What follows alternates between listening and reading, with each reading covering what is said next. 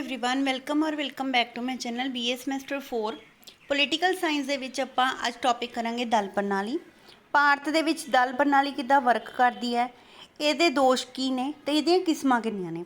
ਹੁਣ ਤੁਹਾਨੂੰ ਪਤਾ ਹੈ ਭਾਰਤ ਦੇ ਵਿੱਚ ਬਹੁਤ ਸਾਰੇ ਲੋਕ ਰਹਿੰਦੇ ਨੇ ਤੇ ਉਹਨਾਂ ਦੀਆਂ ਵਿਚਾਰ ਜਿਹੜੇ ਨੇ ਉਹਨਾਂ ਦੇ ਬਿਲਕੁਲ ਅਲੱਗ-ਅਲੱਗ ਹੈ। ਸੋ ਤਾਂ ਕਰਕੇ ਜਿਹੜਾ ਹੈਗਾ ਬਹੁਤ ਸਾਰੇ ਦਲ ਬਣਾਉਣ ਦੀ ਜਿਹੜੀ ਹੈਗੀ ਹੈ ਲੋੜ ਪੈਂਦੀ ਹੈ। ਭਾਰਤ ਇੱਕ ਲੋਕਤੰਤਰੀ ਰਾਜ ਹੈ ਜਿਸ ਦੇ ਵਿੱਚ ਸੰਸਦੀ ਸ਼ਾਸਨ ਪ੍ਰਣਾਲੀ ਸਥਾਪਿਤ ਕੀਤੀ ਗਈ ਹੈ।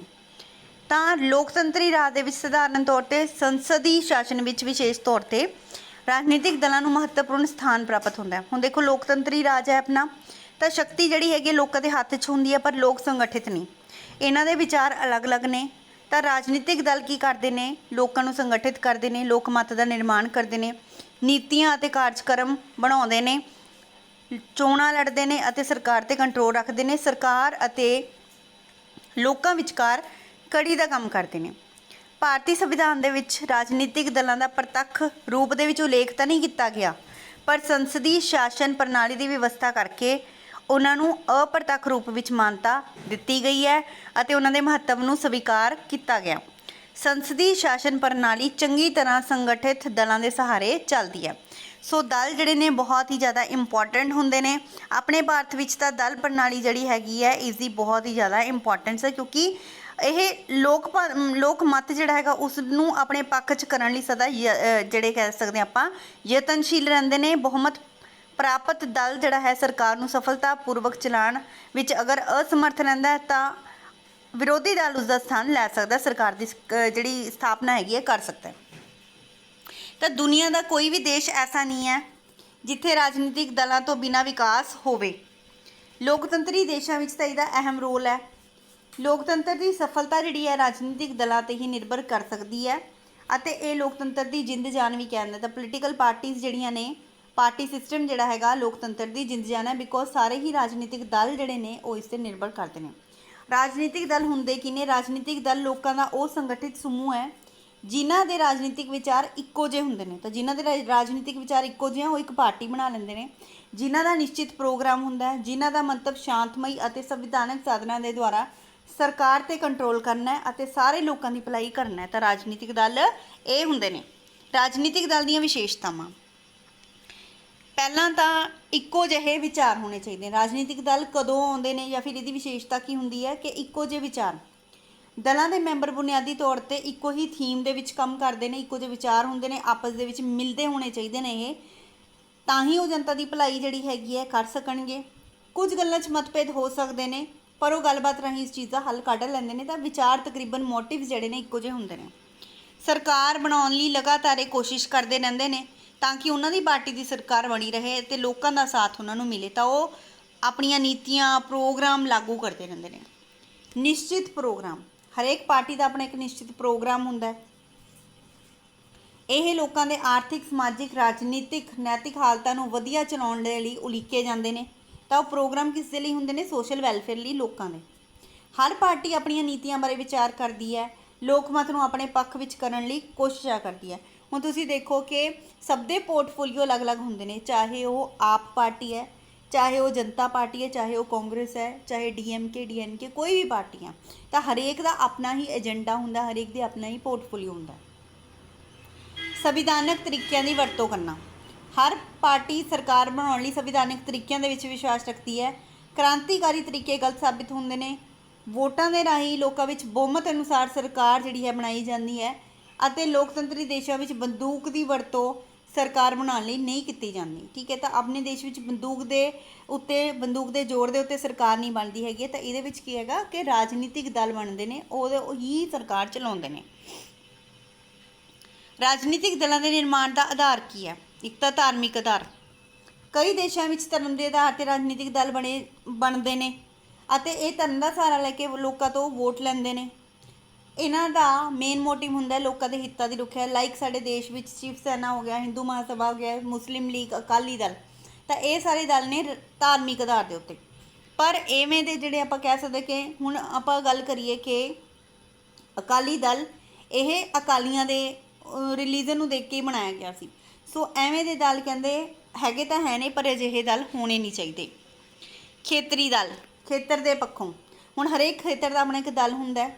ਜਿਵੇਂ ਪੰਜਾਬ 'ਚ ਅਕਾਲੀ ਦਲ ਹੈ, ਅਸਾਮ ਵਿੱਚ ਅਸਮ ਗਣ ਪਰਿਸ਼ਦ ਹੈ। ਸੋ ਇੱਦਾਂ ਦੇ ਦਲ, ਇਹਨਾਂ ਦਾ ਮੁੱਦਾ ਆਪਣੇ ਖੇਤਰ ਨੂੰ ਜਿਹੜਾ ਵਿਕਸਿਤ ਕਰਨਾ, ਆਪਣੇ ਖੇਤਰ ਦੀ ਭਾਸ਼ਾ, ਆਪਣੇ ਖੇਤਰ ਦਾ ਕਲਚਰ, ਪਰੰਪਰਾ ਬਚਾਉਣ ਦਾ ਵਿਸ਼ਵਾਸ ਇਹਨਾਂ ਦਾ ਹੁੰਦਾ ਹੈ। ਅਤੇ ਇਹ ਸਿਰਫ ਇਸੇ ਆਧਾਰ 'ਤੇ ਖੇਤਰੀ ਆਧਾਰ 'ਤੇ ਉੱਤੇ ਇਹਨਾਂ ਨੂੰ ਵੋਟਾਂ ਪ੍ਰਾਪਤ ਹੁੰਦੀਆਂ ਨੇ ਅਤੇ ਖੇਤਰੀ ਦਲ ਹੁੰਦੇ ਨੇ। ਜਿਵੇਂ ਆਂਧਰਾ ਪ੍ਰਦੇਸ਼ 'ਚ ਤੇਲਗੂ ਦੇਸ਼ਮ ਹੋ ਗਿਆ, ਤਾਮਿਲਨਾਡੂ ਦੇ ਵਿੱਚ DMK ਹੋ ਗਿਆ, AIA ਹੋ ਗਿਆ, DMK ਹੋ ਗਿਆ, DNK ਜੰਮੂ ਕਸ਼ਮੀਰ ਵਿੱਚ ਨੈਸ਼ਨਲ ਕਾਨਫਰੰਸ, ਪੰਜਾਬ 'ਚ ਅਕਾਲੀ ਦਲ, ਅਸਾਮ ਵਿੱਚ ਅਸਾਮ ਗਣ ਪਰਿਸ਼ਦ। ਤਾਂ ਇਹ ਹੋ ਗਏ ਖੇਤਰੀ ਦਲ। ਹੁਣ ਦੇਖੋ ਅਕਾਲੀ ਦਲ ਜਿਹੜਾ ਹੈਗਾ ਕਿਤੇ ਹੋਰ ਨਹੀਂ, ਆਪਣੇ ਪੰਜਾਬ 'ਚ ਹੀ ਹੈ ਨਾ। ਆਰਥਿਕ ਆਧਾਰ, ਹੁਣ ਕੁਝ ਜਿਹੜੇ ਹੁੰਦੇ ਨੇ ਕਿ ਰਾਜਨੀਤਿਕ ਦਲ ਸਿਰਫ ਨਿੱਜੀ ਜਾਇਦਾਦ ਦੇ ਹੱਕ 'ਚ ਹੁੰਦੇ ਨੇ, ਕੁਝ ਪੂੰਜੀਵਾਦੀ ਵਿਵਸਥਾ ਦੇ ਦੇਸ਼ਾਂ ਦੀ ਹਿੱਤ ਲੈ ਕੇ ਸਮਝਦੇ ਨੇ, ਤਾਂ ਕੁਝ ਸਮਾਜਵਾਦ ਦੇ ਪੱਖ 'ਚ ਹੁੰਦੇ ਨੇ। ਤਾਂ ਭਾਰਤ ਵਿੱਚ ਆਰਥਿਕ ਆਧਾਰ 'ਤੇ ਵੀ ਕਈ ਦਲ ਬਣੇ ਹੋਏ ਨੇ, ਜਿਵੇਂ ਕਿ ਕਾਂਗਰਸ ਆਰਥਿਕ ਉਦਾਰਵਾਦ, BJP ਗਾਂਧੀਵਾਦ, ਸਮਾਜਵਾਦ, ਕਮਿਊਨਿਸਟ, ਮਾਰਕਸਵਾਦ। ਸੋ ਐਵੇਂ ਦੀਆਂ ਪਾਰਟੀਆਂ। ਉਸ ਤੋਂ ਬਾਅਦ ਗੱਲ ਕਰੀਏ ਨਸਲੀ ਆਧਾਰ 'ਤੇ, ਨਸਲਾਂ ਦੇ ਆਧਾਰ ਦੇ ਉੱਤੇ, ਪਰ ਇਹ ਆਪਣੇ ਸੰਸਾਰ ਦੇ ਵਿੱਚ ਨੇ, ਆਪਣੇ ਭਾਰਤ ਦੇ ਵਿੱਚ ਹਜੇ ਤੱਕ ਇਹੋ ਜਿਹੇ ਨਹੀਂ ਹੈ। ਤਾਂ ਗੋਰੇ ਕਾਲਿਆਂ ਦੀ ਨਸਲਾਂ ਦੇ ਆਧਾਰ ਦੇ ਉੱਤੇ ਪਾਰਟੀਆਂ ਬਣੀਆਂ ਸੀ। ਸੋ ਆਪਣੇ ਜਿਹੜੇ ਹੈਗਾ ਨੇ ਇੱਥੇ ਇੰਡੀਆ 'ਚ ਨਹੀਂ ਹੈ, ਪਰ ਇਹ ਬਾਹਰਲੇ ਕੰਟਰੀਜ਼ ਦੇ ਵਿੱਚ ਨੇ, ਅਮਰੀਕਾ, ਅਫਰੀਕਾ ਵਗੈਰਾ ਦੇ ਵਿੱਚ। ਉਸ ਤੋਂ ਬਾਅਦ ਰਾਜਨੀਤਿਕ ਦਲ ਕੰਮ ਕੀ ਕਰਦੇ ਨੇ? ਨੀਤੀਆਂ ਦਾ ਨਿਰਮਾਣ ਕਰਦੇ ਨੇ। ਰਾਜਨੀਤਿਕ ਦਲਾਂ ਦਾ ਸਭ ਤੋਂ ਮਹੱਤਵਪੂਰਨ ਕੰਮ ਹੈ ਦੇਸ਼ ਦੇ ਵਿਕਾਸ ਲਈ ਨੀਤੀਆਂ ਦਾ ਨਿਰਮਾਣ ਕਰਨਾ। ਕੁਝ ਉਹਨਾਂ ਦੇ ਸਾਹਮਣੇ ਸਮੱਸਿਆਵਾਂ ਪੇਸ਼ ਹੁੰਦੀਆਂ ਨੇ, ਲਾਈਕ ਆਰਥਿਕ ਸਮੱਸਿਆ, ਸਮਾਜਿਕ, ਧਾਰਮਿਕ, ਰਾਜਨੀਤਿਕ, ਪਰ ਸਰਕਾਰ ਇਹਨਾਂ ਨੂੰ ਹੱਲ ਕਰਨ ਲਈ, ਜਿਹੜੀ ਜਿੱਤੀ ਹੋਈ ਪਾਰਟੀ ਹੁੰਦੀ ਹੈ, ਜਿੱਤਿਆ ਹੋਇਆ ਦਲ ਹੁੰਦਾ ਹੈ, ਉਹ ਸਰਕਾਰ ਚਲਾਉਂਦਾ, ਤਾਂ ਉਹ ਇਸ ਨੂੰ ਹੱਲ ਕਰਨ ਲਈ ਵੀ ਜਿਹੜਾ ਹੈਗਾ ਬਹੁਤ ਸਾਰੇ ਨੀਤੀਆਂ ਘੜਦਾ, ਉਦਯੋਗ, ਟੈਕਸ, ਵਿਦੇਸ਼ੀ ਨੀਤੀਆਂ ਨੂੰ ਬਣਾਉਂਦਾ। ਤਾਂ ਇਹੀ ਰਾਜਨੀਤਿਕ ਦਲਾਂ ਦਾ ਕੰਮ ਹੁੰਦਾ ਹੈ। ਮੇਨ ਕੀ ਮੋਟਿਵ ਹੁੰਦਾ ਇਹਨਾਂ ਦਾ? ਸੋਸ਼ਲ ਵੈਲਫੇਅਰ ਕਰਨਾ। ਚੋਣਾਂ ਲੜਨਾ ਅਹਿਮ ਕੰਮ ਹੈ। ਲੋਕਤੰਤਰੀ ਦੇਸ਼ ਵਿੱਚ ਹਰ ਰਾਜਨੀਤਿਕ ਦਲ ਆਪਣੇ ਆਪਣੇ ਉਮੀਦਵਾਰ ਚੋਣਾਂ 'ਚ ਖੜਾ ਕਰਦੇ ਨੇ। ਚੋਣ ਘੋਸ਼ਣਾ ਪੱਤਰ ਵਿੱਚ ਜੋ ਵਾਅਦੇ ਕੀਤੇ ਨੇ ਉਹ ਨਿਭਾਉਣ ਦੀ, ਪੂਰੇ ਕਰਨ ਦੀ ਕੋਸ਼ਿਸ਼ ਕਰਦੇ ਨੇ। ਰਾਜਨੀਤਿਕ ਦਲ ਹੀ ਨੀਤੀਆਂ ਹੀ ਸਰਕਾਰ ਦਾ ਆਧਾਰ ਹੁੰਦੀਆਂ ਨੇ। ਅਗਰ ਉਹ ਆਪਣੀਆਂ ਨੀਤੀਆਂ, ਪਲੈਨਿੰਗ ਵਧੀਆ ਤਰੀਕੇ ਨਾਲ ਚਲਾਉਣਗੇ ਤਾਂ ਰਾਜ ਕਰਨਗੇ, ਅਦਰਵਾਈਜ਼ ਉਹਨਾਂ ਨੂੰ ਗੱਦੀ ਤੋਂ ਲਾ ਦਿੱਤਾ ਜਾਂਦਾ ਹੈ। ਅਗਲੀ ਵਾਰ ਉਹਨਾਂ ਨੂੰ ਵੋਟਾਂ ਦੇ ਵਿੱਚ ਨਹੀਂ ਕਾਮਯਾਬ ਹੋਣ ਦਿੱਤਾ ਜਾਂਦਾ। ਲੋਕਮਤ ਦਾ ਨਿਰਮਾਣ ਕਰਦੇ ਨੇ। ਰਾਜਨੀਤਿਕ ਦਲ ਹਮੇਸ਼ਾ ਲੋਕਮਤ ਨੂੰ ਆਪਣੇ ਪੱਖ ਵਿੱਚ ਰੱਖਣ ਦੀ ਕੋਸ਼ਿਸ਼ ਕਰਦੇ ਨੇ। ਅਖਬਾਰ, ਮੀਡੀਆ ਦੇ ਥਰੂ, ਰਾਜਨੀਤਿਕ ਸਾਹਿਤ ਦੇ ਦੁਆਰਾ ਆਪਣਾ ਪ੍ਰਚਾਰ ਕਰਦੇ ਰਹਿੰਦੇ ਨੇ ਅਤੇ ਲੋਕਾਂ ਨੂੰ ਪ੍ਰਭਾਵਿਤ ਕਰਦੇ ਨੇ। ਲੋਕਮਤ ਬਣਾਉਂਦੇ ਨੇ, ਸਰਕਾਰ ਬਣਾਉਂਦੇ ਨੇ। ਜਿਸ ਪਾਰਟੀ ਨੂੰ ਸਭ ਤੋਂ ਜ਼ਿਆਦਾ ਵੋਟਾਂ ਮਿਲ ਗਈਆਂ ਉਹਨੂੰ ਪ੍ਰਧਾਨ ਮੰਤਰੀ ਚੁਣਿਆ ਜਾਂਦਾ ਹੈ ਅਤੇ ਉਹ ਜਿਹੜਾ ਹੈਗਾ ਰਾਜ ਕਰਦਾ ਹੈਗਾ। ਠੀਕ ਆ, ਲੋਕਾਂ ਨਾਲ ਵਾਅਦੇ ਜਿਹੜੇ ਕੀਤੇ ਹੁੰਦੇ ਨੇ ਪੂਰੇ ਕਰਦਾ। ਜੇਕਰ ਕੋਈ ਪਾਰਟੀ ਅਜਿਹਾ ਨਹੀਂ ਕਰਦੀ ਤਾਂ ਅਗਲੀਆਂ ਚੋਣਾਂ 'ਚ ਉਹਨੂੰ ਸਮਰਥਨ ਦਿੱਤਾ ਨਹੀਂ ਜਾਂਦਾ। ਜਨਤਾ ਅਤੇ ਲੋਕਾਂ ਵਿਚਕਾਰ ਕੜੀ ਦਾ ਕੰਮ ਕਰਦੇ ਨੇ, ਕਿਉਂਕਿ ਡਾਇਰੈਕਟ ਆਪਾਂ ਜਿਹੜੀ ਹੈਗੀ ਹੈ ਸਰਕਾਰ ਅਤੇ ਲੋਕਾਂ ਦੇ ਵਿਚਕਾਰ, ਜਨਤਾ ਅਤੇ ਲੋਕ ਨਹੀਂ, ਸਰਕਾਰ ਅਤੇ ਲੋਕਾਂ ਦੇ ਵਿਚਕਾਰ। ਤਾਂ ਗੌਰਮੈਂਟ ਅਤੇ ਲੋਕਾਂ ਦੇ ਵਿਚਕਾਰ ਕੜੀ ਦਾ ਕੰਮ ਕੌਣ ਕਰਦੇ ਆ? ਰਾਜਨੀਤਿਕ ਦਲ ਵਿਚੋਲੇ ਦਾ ਕੰਮ ਕਰਦੇ ਨੇ। ਜਨਤਾ ਦੀਆਂ ਮੰਗਾਂ ਜਿਹੜੀਆਂ ਹੈਗੀਆਂ ਸਰਕਾਰ ਤੱਕ ਪਹੁੰਚਾਉਂਦੇ ਨੇ। ਸਰਕਾਰ ਜੋ ਵੀ ਕਰਦੀ ਹੈ ਉਹ ਜਿਹੜੀਆਂ ਚੀਜ਼ਾਂ ਲੋਕਾਂ ਤੱਕ ਪਹੁੰਚਾਉਂਦੀ ਹੈ। ਹਮੇਸ਼ਾ ਦਲਾਂ ਤੋਂ ਪੋਜ਼ੀਟਿਵ ਸੋਚ ਹੀ ਜਿਹੜੀ ਹੈਗੀ ਆ ਰੱਖੀ ਜਾਂਦੀ ਹੈ, ਉਮੀਦ ਰੱਖੀ ਜਾਂਦੀ ਹੈ ਕਿ ਇਹ ਵਧੀਆ ਹੀ ਕਰਨਗੇ। ਵਿਰੋਧੀ ਦਲ ਵੀ ਹੁੰਦੇ ਨੇ, ਤਾਂ ਇਹਨਾਂ ਦੀ ਕੀ ਭੂਮਿਕਾ ਹੁੰਦੀ ਹੈ? ਸੰਸਦੀ ਸ਼ਾਸਨ ਪ੍ਰਣਾਲੀ ਵਿੱਚ ਜਿਸ ਦਲ ਨੂੰ ਵੱਧ ਵੋਟਾਂ ਮਿਲਦੀਆਂ ਨੇ ਉਹਦੀ ਸਰਕਾਰ ਬਣ ਜਾਂਦੀ ਹੈ, ਪਰ ਜਿਹਨੂੰ ਬਹੁਮਤ ਨਹੀਂ ਮਿਲਦਾ ਉਹ ਵਿਰੋਧੀ ਪਾਰਟੀ ਦੇ ਰੂਪ 'ਚ ਕੰਮ ਕਰਦਾ ਹੈ। ਤਾਂ ਭਾਰਤ ਵਰਗਾ ਜਿਹੜਾ ਦੇਸ਼ ਹੈਗਾ ਉਸ ਦੇ ਵਿੱਚ ਬਹੁਤ ਸਾਰੇ ਵਿਰੋਧੀ ਦਲ ਨੇ ਜਿਹੜੇ ਕਿ ਵਿਰੋਧ ਕਰਨ ਦਾ ਕੰਮ ਕਰਦੇ ਨੇ। ਰਾਜਨੀਤਿਕ ਦਲਾਂ ਦੇ ਗੁਣ ਜਾਂ ਮਹੱਤਤਾ। ਰਾਜਨੀਤਿਕ ਦਲ ਜਿਹੜਾ ਹੈ ਲੋਕਤੰਤਰ ਦੀ ਸਫਲਤਾ ਲਈ ਜ਼ਰੂਰੀ ਤੱਤ ਹੈ। ਰਾਜਨੀਤਿਕ ਦਲ ਨਹੀਂ ਹੋਣਗੇ ਤਾਂ ਲੋਕਤੰਤਰ ਵੀ ਜਿਹੜਾ ਹੈਗਾ ਆਪਾਂ ਮੰਨ ਨਹੀਂ ਸਕਦੇ ਕਿ ਲੋਕਤੰਤਰ ਵੀ ਹੋਏਗਾ। ਲੋਕਤੰਤਰੀ ਦੇਸ਼ਾਂ ਵਿੱਚ ਦਲਾਂ ਦਾ ਬਹੁਤ ਮਹੱਤਵ ਹੈ। ਆਪਣੇ ਤਾਂ ਭਾਰਤ ਦੇ ਵਿੱਚ ਬਹੁਤ ਸਾਰੇ ਨਸਲਾਂ ਦੇ ਲੋਕ, ਧਰਮਾਂ ਦੇ ਲੋਕ ਰਹਿੰਦੇ ਨੇ, ਬਹੁਤ ਉਹਨਾਂ ਦਾ ਕਲਚਰ ਡਿਫਰੈਂਟ ਹੈ, ਅਤੇ ਇਸ ਕਰਕੇ ਪਾਰਟੀਆਂ ਵੀ ਇੰਨੀਆਂ ਸਾਰੀਆਂ ਹੋਣੀਆਂ ਸੁਭਾਵਿਕ ਹੈ। ਹਰ ਵਿਅਕਤੀ ਸ਼ਾਸਨ ਤਾਂ ਨਹੀਂ ਕਰ ਸਕਦਾ, ਰਾਜਾ ਤਾਂ ਨਹੀਂ ਬਣ ਸਕਦਾ, ਪ੍ਰਧਾਨ ਮੰਤਰੀ ਤਾਂ ਨਹੀਂ ਬਣ ਸਕਦਾ, ਤਾਂ ਉਹ ਆਪਣੇ ਰਿਪਰੈਜ਼ੈਂਟੇਟਿਵ ਜਿਹੜੇ ਨੇ ਉਹਨਾਂ ਨੂੰ ਜਿਹੜਾ ਹੈਗਾ ਅੱਗੇ ਚੂਜ਼ ਕਰ ਲੈਂਦਾ। ਰਾਜਨੀਤਿਕ ਦਲਾਂ ਤੋਂ ਬਿਨਾਂ ਲੋਕਤੰਤਰ ਦੀ ਕਲਪਨਾ ਨਹੀਂ ਕੀਤੀ ਜਾ ਸਕਦੀ। ਰਾਜਨੀਤਿਕ ਪਾਰਟੀਆਂ ਹੀ ਲੋਕਤੰਤਰ ਦੀ ਜਿੰਦ ਜਾਨ ਹੁੰਦੀਆਂ। ਦਲ ਪ੍ਰਣਾਲੀ। ਰਾਜਨੀਤਿਕ ਸਿੱਖਿਆ ਪ੍ਰਦਾਨ ਕਰਨਾ। ਹੁਣ ਜਿਹੜੇ ਰਾਜਨੀਤਿਕ ਦਲ ਨੇ ਉਹ ਭਾਸ਼ਣਾਂ ਦੁਆਰਾ, ਅਖਬਾਰਾਂ ਥਰੂ, ਰਸਾਲਿਆਂ ਥਰੂ ਲੋਕਾਂ ਨੂੰ ਰਾਜਨੀਤਿਕ ਸਿੱਖਿਆ ਦਿੰਦੇ ਨੇ। ਰਾਜਨੀਤੀ ਪ੍ਰਤੀ ਜਾਗਰਿਤ ਕਰਦੇ ਨੇ, ਆਪਣੇ ਆਪਣੇ ਕੰਮਾਂ ਦਾ ਪ੍ਰਚਾਰ ਕਰਦੇ ਨੇ। ਸਥਿਰਤਾ ਦਿੰਦੇ ਨੇ ਸਰਕਾਰ ਨੂੰ। ਠੀਕ ਹੈ, ਜਿਨ੍ਹਾਂ ਦੀ ਸਰਕਾਰ ਬਣ ਜਾਂਦੀ ਨੇ ਉਹ ਅਗਲੀਆਂ ਚੋਣਾਂ ਜਿੱਤਣ ਦੇ ਲਈ ਵੀ ਕੰਮ ਕਰਦੇ ਨੇ। ਏਕਤਾ ਵਧਾਉਂਦੇ ਨੇ, ਕਿਉਂਕਿ ਉਹ ਆਪਣੀਆਂ ਨੀਤੀਆਂ, ਆਪਣੇ ਪ੍ਰੋਗਰਾਮ ਐਵੇਂ ਬਣਾਉਂਦੇ ਆ ਕਿ ਲੋਕ ਉਹਨਾਂ ਵੱਲ ਖਿੱਚੇ ਜਾਣ। ਚਾਹੇ ਉਹ ਕਿਸੇ ਵੀ ਜਾਤ ਦੇ ਨੇ, ਧਰਮ ਦੇ ਨੇ, ਤਾਂ ਉਹ ਸਾਂਝੀਆਂ ਸਮੱਸਿਆਵਾਂ ਨੂੰ ਲੈ ਕੇ ਕੰਮ ਕਰਦੇ ਨੇ, ਏਕਤਾ ਵੱਧਦੀ ਹੈ। ਲੋਕ ਅਤੇ ਸਰਕਾਰ ਵਿਚਕਾਰ ਕੜੀ ਦਾ ਕੰਮ ਕਰਦੇ, ਆਪਾਂ ਪਿੱਛੇ ਪੜ੍ਹ ਹੀ ਚੁੱਕੇ ਹਾਂ ਕਿ ਕੜੀ ਦਾ ਕੰਮ ਕਰਦੇ ਨੇ। ਦੋਸ਼ ਕੀ ਹੁੰਦੇ ਆ? ਤਾਂ ਦਲ ਪ੍ਰਣਾਲੀ ਦੇ ਰਾਜਨੀਤਿਕ ਦਲਾਂ ਦੇ ਦੋਸ਼ ਕੀ ਹੁੰਦੇ ਨੇ? ਲੋਕਾਂ 'ਚ ਫੁੱਟ ਪੈਦਾ ਕਰਦੇ ਨੇ, ਕਿਉਂਕਿ ਪਾਰਟੀਆਂ 'ਚ ਵੰਡੇ ਜਾਂਦੇ ਨੇ ਲੋਕ, ਆਪਸੀ ਵਿਰੋਧ ਪੈਦਾ ਹੁੰਦਾ ਹੈ, ਦੰਗੇ ਫਸਾਦ ਵੀ ਹੋ ਜਾਂਦੇ ਨੇ, ਰਾਸ਼ਟਰੀ ਏਕਤਾ ਖਤਰੇ 'ਚ ਪੈ ਜਾਂਦੀ ਹੈ। ਸਮਾਜ ਵਿੱਚ ਭ੍ਰਿਸ਼ਟਾਚਾਰ ਫੈਲਦਾ, ਕਿਉਂਕਿ ਕਈ ਤਰ੍ਹਾਂ ਦੇ ਵਾਅਦੇ ਕਰਦੇ ਨੇ, ਕਈ ਤਰ੍ਹਾਂ ਦੇ ਲਾਲਚ ਕਰਦੇ ਨੇ, ਵੋਟ ਖਰੀਦੇ ਵੀ ਜਾਂਦੇ ਨੇ। ਕਈ ਵਾਰ ਉਸ ਪਾਰਟੀ ਦੀ ਸਰਕਾਰ ਵੀ ਬਣ ਜਾਂਦੀ ਹੈ ਅਤੇ ਉਹ ਨਜਾਇਜ਼ ਕੰਮ ਵੀ ਕਰਦੇ ਨੇ, ਤਾਂ ਭ੍ਰਿਸ਼ਟਾਚਾਰ ਫੈਲਦਾ ਹੈ।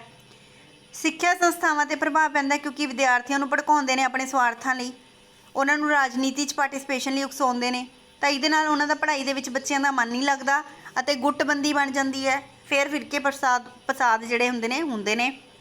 ਵਿਰੋਧੀ ਦਲ ਦਾ ਗੈਰ ਜ਼ਿੰਮੇਵਾਰ ਰਵੱਈਆ। ਹੁਣ ਦੇਖੋ, ਵਿਰੋਧੀ ਦਲ ਵੀ ਜਿਹੜਾ ਹੈ ਆਪਣਾ ਕੰਮ ਨਹੀਂ ਕਰਦੇ, ਕਿਉਂਕਿ ਵਿਰੋਧੀ ਦਲ ਦਾ ਮਤਲਬ ਕੀ ਹੁੰਦਾ ਹੈਗਾ ਕਿ ਪ੍ਰੈਸ਼ਰ ਪਾ ਕੇ ਜਿਹੜੀ ਪਾਰਟੀ ਜਿੱਤੀ ਹੈ ਉਹ ਤੋਂ ਕੰਮ ਕਰਾਉਣਾ ਹੁੰਦਾ ਹੈ। ਤਾਂ ਉਹ ਸ਼ਾਸਕ ਸਰਕਾਰ ਦੇ ਹਰ ਕੰਮ ਦੀ ਆਲੋਚਨਾ ਕਰਦੇ ਨੇ, ਚਾਹੇ ਉਹ ਚੰਗਾ ਹੋਵੇ ਚਾਹੇ ਮਾੜਾ। ਤਾਂ ਇਸ ਨਾਲ ਕੀ ਹੁੰਦਾ ਹੈਗਾ, ਸਰਕਾਰ ਬਦਨਾਮ ਹੁੰਦੀ ਹੈ ਅਤੇ ਨਾਲ ਹੀ ਸਾਡਾ ਜਿਹੜਾ ਪਬਲਿਕ ਓਪੀਨੀਅਨ ਹੈ ਉਹ ਵੀ ਖਰਾਬ ਹੁੰਦਾ ਹੈ। ਦਲ ਪ੍ਰਣਾਲੀ ਦੀਆਂ ਕਿਸਮਾਂ। ਹੁਣ ਇੱਕ ਦਲੀ ਪ੍ਰਣਾਲੀ ਵੀ ਹੁੰਦੀ ਹੈ, ਦੋ ਦਲੀ ਵੀ ਹੁੰਦੀ ਹੈ, ਬਹੁਦਲੀ ਵੀ ਹੁੰਦੀ ਹੈ। ਭਾਰਤ ਦੇ ਵਿੱਚ ਜਿਹੜੀ ਹੈਗੀ ਆ ਬਹੁਦਲੀ ਪ੍ਰਣਾਲੀ ਹੈ, ਬਿਕੋਜ਼ ਬਹੁਤ ਹੀ ਜ਼ਿਆਦਾ ਜਨਸੰਖਿਆ ਹੈਗੀ ਆ, ਬਹੁਤ ਹੀ ਜ਼ਿਆਦਾ ਟ੍ਰੈਡੀਸ਼ਨਸ ਨੇ, ਬਹੁਤ ਹੀ ਕਲਚਰ, ਲੈਂਗੁਏਜ ਅਤੇ ਰਿਲੀਜ਼ਨ ਦੇ ਲੋਕ ਰਹਿੰਦੇ, ਤਾਂ ਆਪਣੇ ਜਿਹੜੀ ਹੈਗੀ ਹੈ ਸਭ ਦੀ ਥਿੰਕਿੰਗ ਮੈਚ ਨਹੀਂ ਹੁੰਦੀ, ਤਾਂ ਬਹੁਦਲੀ ਪ੍ਰਣਾਲੀ ਹੈ। ਕਾਫੀ ਸਾਰੇ ਰਾਜਾਂ ਦੇ ਵਿੱਚ ਜਿਹੜੀ ਹੈਗੀ ਹੈ, ਆਪਾਂ ਕਹਿ ਸਕਦੇ ਹਾਂ ਰਾਜਾਂ ਯਾਨੀ ਕਿ ਦੇਸ਼ਾਂ ਦੇ ਵਿੱਚ ਇੱਕ ਦਲੀ ਪ੍ਰਣਾਲੀ ਹੈ, ਕਈਆਂ 'ਚ ਦੋ ਦਲੀ ਪ੍ਰਣਾਲੀ ਹੈ। ਇੱਕ ਦਲੀ ਪ੍ਰਣਾਲੀ, ਇੱਕ ਦਲੀ ਦਾ ਮਤਲਬ ਜਿੱਥੇ ਇੱਕ ਦਲ ਹੀ ਹੋਵੇ, ਜਿਸ ਦੇਸ਼ 'ਚ ਸਿਰਫ ਇੱਕ ਦਲ ਹੈ ਉਸੇ ਦੀ ਸਰਕਾਰ ਹੋਵੇ, ਉਸਨੂੰ ਇੱਕ ਦਲੀ ਪ੍ਰਣਾਲੀ ਕਹਿੰਦੇ ਨੇ। ਹੋਰ ਦਲਾਂ 'ਤੇ ਪਾਬੰਦੀਆਂ ਲਗਾ ਦਿੱਤੀਆਂ ਜਾਂਦੀਆਂ ਨੇ। ਪੁਰਾਣੇ ਸਮੇਂ 'ਚ ਇਹ ਚੀਜ਼ਾਂ ਹੁੰਦੀਆਂ ਸੀ ਕਿ ਜਰਮਨੀ ਵਿੱਚ ਜਿਵੇਂ ਹਿਟਲਰ ਦੀ ਨਾਜ਼ੀ ਪਾਰਟੀ ਸੀ, ਇਟਲੀ ਵਿੱਚ ਮੁਸੋਲਿਨੀ ਦੀ ਫਾਸਿਸਟ ਪਾਰਟੀ ਸੀ। ਆਧੁਨਿਕ ਸਮੇਂ ਦੇ ਵਿੱਚ ਚੀਨ, ਕਿਊਬਾ ਅਤੇ ਵੀਅਤਨਾਮ ਵਰਗੇ ਦੇਸ਼ਾਂ 'ਚ ਇੱਕ ਪ੍ਰਣਾਲੀ ਪਾਈ ਜਾਂਦੀ ਹੈ। ਤਾਂ ਇੱਕ ਪ੍ਰਣਾਲੀ ਦੇ ਗੁਣ ਕੀ ਹੁੰਦੇ ਨੇ? ਇੱਕ ਤਾਂ ਸ਼ਕਤੀਸ਼ਾਲੀ ਸਰਕਾਰ, ਠੀਕ ਹੈ। ਇੱਕ ਤਾਂ ਸ਼ਕਤੀਸ਼ਾਲੀ ਸਰਕਾਰ ਹੁੰਦੀ ਹੈ ਕਿ ਇੱਕੋ ਨੇ ਹੀ ਜਿੱਤਣਾ, ਇੱਕੋ ਨੇ ਹੀ ਮਤਲਬ ਕਿ ਕੰਮ ਕਰਨਾ।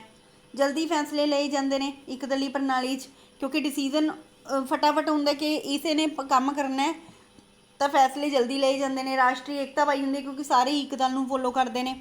ਮਜ਼ਬੂਤ ਪਾਰਟੀ ਅਨੁਸ਼ਾਸਨ ਹੁੰਦਾ ਹੈ, ਬਿਕੋਜ਼ ਇੱਕੋ ਹੀ ਪਾਰਟੀ ਹੈ ਤਾਂ ਕੋਈ ਵੀ ਓਪੋਜ਼ਿਟ ਗਰੁੱਪ ਨਹੀਂ ਹੁੰਦੇ, ਸੋ ਇਸ ਕਰਕੇ ਜਿਹੜਾ ਹੈ ਪਾਰਟੀ ਸਿਸਟਮ ਮਜ਼ਬੂਤ ਹੁੰਦਾ, ਅਨੁਸ਼ਾਸਨ ਉਹਨਾਂ 'ਚ ਪਾਇਆ ਜਾਂਦਾ ਹੈ, ਉਹਨਾਂ ਨੂੰ ਪਤਾ ਹੈ ਕਿ ਅਸੀਂ ਕੰਮ ਕਰਕੇ ਦੇਣਾ ਹੈ।